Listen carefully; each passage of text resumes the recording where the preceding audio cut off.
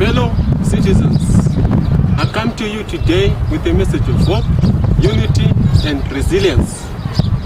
As we stand together at this critical juncture in our nation's history, I urge you to remain steadfast in the face of challenges and to hold fast to the values that have always defined us. We are a nation built on principles of diversity, inclusivity, and equality. Let us continue to celebrate our differences and recognize that our strength lies in our ability to come together as one people. I say this as a concerned citizen of the Republic of Zimbabwe. I'm not representing any media house, any political formation, party, movement, organization. But like I said, I came here as a concerned citizen of the Republic of Zimbabwe. I'm concerned about this nation's future and legacy. Firstly, I would like to appreciate those who went to the liberation struggle, both who were involved, direct or indirect, both the Chimbidos and the Muchibas, and the forces who contributed, natural and those that are outside of this world, I mean supernatural. Those that are no longer here and those that are here, the known and the unknown heroes, bloodshed and tears shed. I salute you for the work that you did. I believe in dialogue, engagement and negotiation. Also believe in diversity, where everyone has their own point of view. But let us have one mission, one goal, one vision to build and develop ourselves, our nation. Think of unity that was there before the liberation struggle, whereby the all black people joined forces and became one with one voice. They managed to succeed or achieve Independence Day. Ladies and gentlemen, that was the introduction of the black majority in the governance. As the sons and daughters of this nation, our forefathers, grandmothers, fathers and mothers, who played a big part or role, who were involved in the liberation struggle, I would like to thank them once again, forever grateful for the work that they did. Ladies and gentlemen, check history, read history. It will tell you. I'm amazed by the unity that was there before the liberation struggle, whereby all black people joined forces and become one. Yes, they had their own differences, but they had one common goal, vision, mission, to liberate themselves from the white colonial regime. Ladies and gentlemen, as you know, as history says, first it was the movement that was established, ZAPU, led by Joshua Tungom, and it was banned by the colonial white regime, and they revived it again using another name, which was now ZANU, and also led by the same person, Joshua Tungom. And they did, however, succeed, and they managed to liberate themselves from the white colonial regime. Ladies and gentlemen, that's how we received independence. That was the introduction of the black majority in the governance. So it was independent from the colonial regime. That's what the black majority succeeded. In fact, we went as a black majority in 1980. But the colonial system is still having its way or impact up to this very day. So it's clear that independence was from, or we as the black people liberated ourselves from the colonial regime and its dominance. That's why we have now black majority in our governance. But the most fundamental reality is that we are still affected by the colonial regime.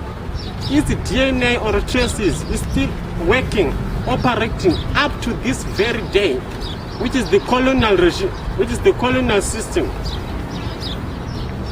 I can touch of many things. For example, the issue of sanctions, how they ended up harming ordinary people, and they failed to do what they were intended for. I can go on and on, from communalism to competition, competitive and mistrustful ones. We are very well programmed to serve these foreign interests, because social system deliberately dismantled our communal bonds and replaced them with structure of scarcity and hierarchy. Ladies and gentlemen, I, as the son of the soil, I would like to address this issue.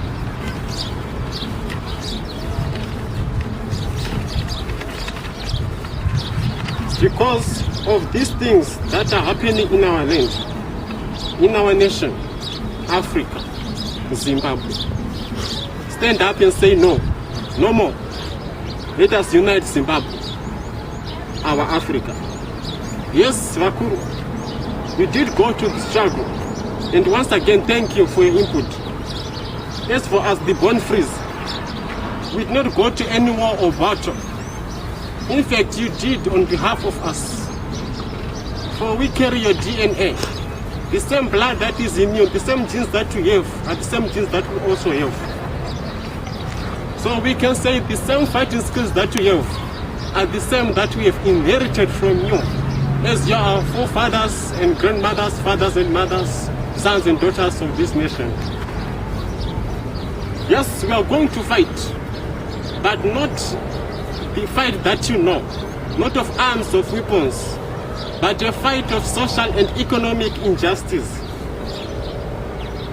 Those who took part in the liberation struggle, direct or indirect, both the Mujibas or Chimbidos, natural forces or those of beyond, the known or the unknown heroes, once again, I say thank you for the work that you did.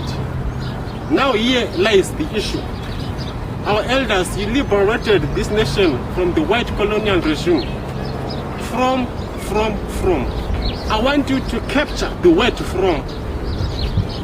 The question is around the word from. Liberation from, full stop, is an era under the sun. You got your freedom from the colonial regime. Yet it's not supposed to end there. There is from and to. From is a partial word or partial statement, but you need to move on to somewhere better, to our future, to our destiny. So somehow I feel and I believe and I know that you partially played your part from. Yet it was not supposed to end there. Yet it was not supposed to end there. Hachiri nebasa. Equation nacho ifaniri kupierera ipapo. We have invested all your energy, time in the first part, the part that I mentioned before, from. And you thought you have reached it all. Yet you have done the half part since 1980 up to this very day. Yet you have done the half part since 1980 up to this very day. Your generation was able to do the first stage or phase. Because of the first part or first phase or stage. It's not your fault, it's the way of life. Mapera, there's nothing you can do. It's the way of life, it's nature. Now you need to let another generation like me to take off.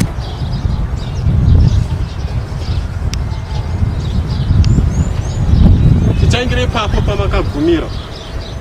Kubatsirana pana kana mweya china. Ladies and gentlemen, over time, these values got normalized and pressed down even after independence. Colonial disruption of communal structures. Before colonization, many African and indigenous people societies thrived on communal living. Land was held collectively. Farming was done in groups. Children were raised by a whole village. And wealth was shared. Colonials disrupted this by introducing private property systems. Land now belonged to individuals or states, not the community. Taxes like hard tax, poll tax, forced individuals to work for personal income. Money instead of relying on shared substance systems, which was destroyed by the white colonial regime. Suddenly, our survival depended on personal income, not community welfare, which is an error under the sun. Lastly, education and elitism. Colonial education was limited to a few, creating a small classes of educated elites. These elites gained jobs, privileges through colonial rulers. These elites gained jobs, privileges. Yet education was separating them from their own people. Education became a tool of division, not collective uplift. Instead of outwards towards their community. This is why even today, many educated people struggle to mingle or collaborate. They were groomed for competition and hierarchy, not communal solidarity. Do a deeper introspection. Why are you still playing a colonial game? The educated and elites are failing the African societies. Can we wake up, Africans? Can we wake up, sons of the soul? Can we wake up both? The oppressor broke the circle, or our circle, then told us to run alone. When community was weakened, competition became our self-survival. Colonization taught us to climb ladders instead of building bridges. Let us be wise.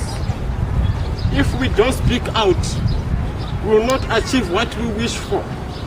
As the children of Zimbabwe or Africa, we must voice our concerns based on the decolonization that pushes to loot our minerals from us as we are poor. Ladies and gentlemen, I have a plan, and it's action-packed. I call for dialogue in a diplomatic way, in a peaceful way. I set a table. Yes, I believe in diversity, whereby each group, each party, each political formations, each organization, movement might have their own political view. But let us have one common goal: to build and develop our nation, Zimbabwe. God bless us.